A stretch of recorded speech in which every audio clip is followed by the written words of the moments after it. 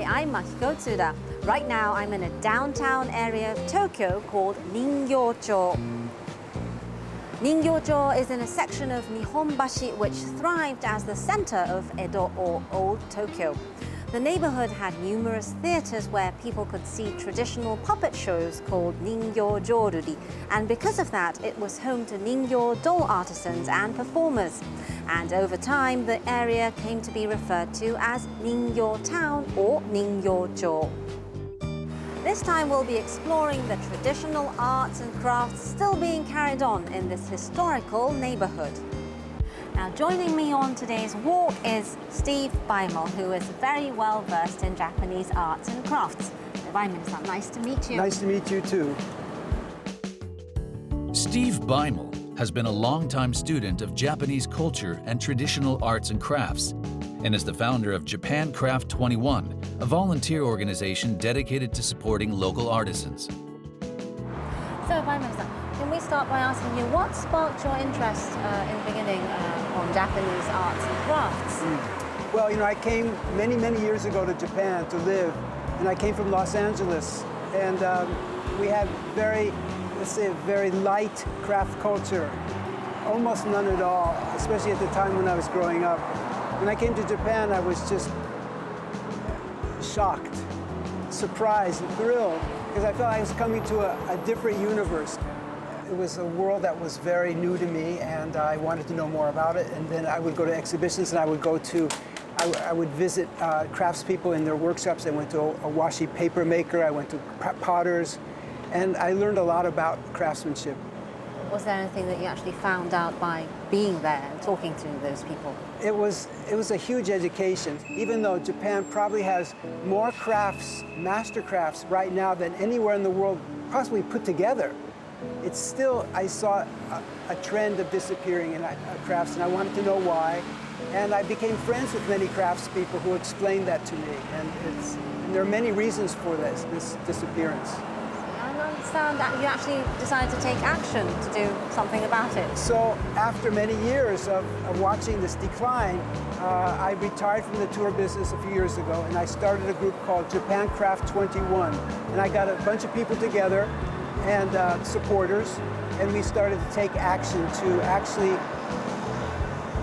find the problems, find strategies, and then take action. Are there any examples? What do you actually do? Well, for example, I live in Kyoto, and it's very difficult to find young carpenters who can do traditional building anymore. Most young carpenters don't know how to make joinery anymore.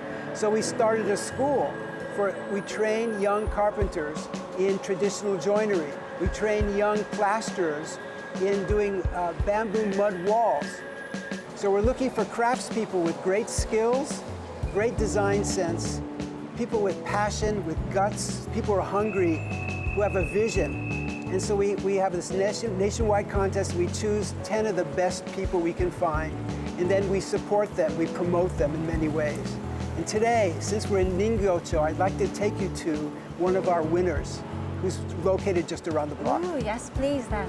Okay, let's go. Let's go. They visit Ryu Kobo, which has been making braided cords for over 130 years. Braided cords intertwine silk threads of various colors, and this workshop has applied its techniques to create innovative products, such as traditional accessories used by imperial household members and store displays of a long-standing French fashion house. This is it right here.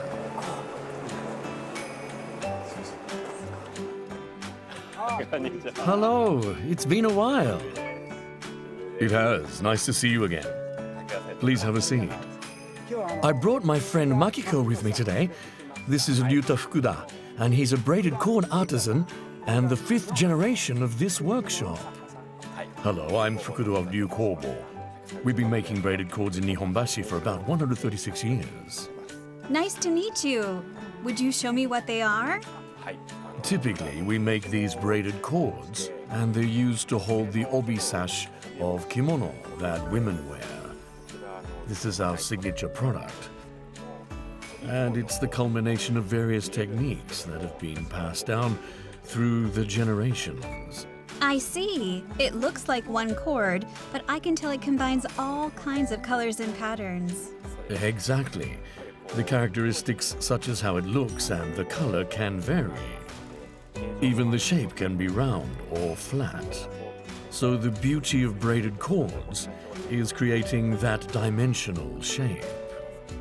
It's just very, very beautiful. But what was the special thing that he presented?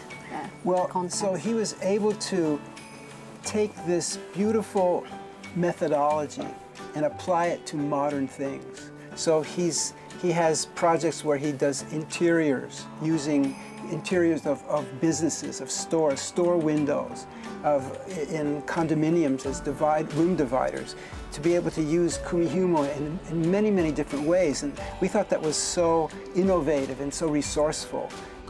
The technique of braiding cords involves this braiding stand, of which there are 200 to 300 types.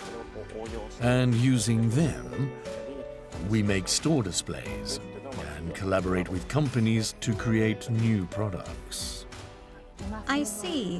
What are your ideas in terms of developing this craft in a more modern way? Right now, we make bracelets and also camera straps in partnership with the camera manufacturer. All kinds of products. Our biggest focus now is installations, store displays, using braided cords in everyday life, and those kinds of places. Also in new fields, the techniques we've cultivated in traditional crafts are essential, and we need to make more efforts to apply them in a different way. We need to create opportunities to demonstrate our techniques. When collaborating with different companies and artisans. When I made Lady Gaga's heelless shoes, it was an opportunity for me to reimagine the concept of braided cords.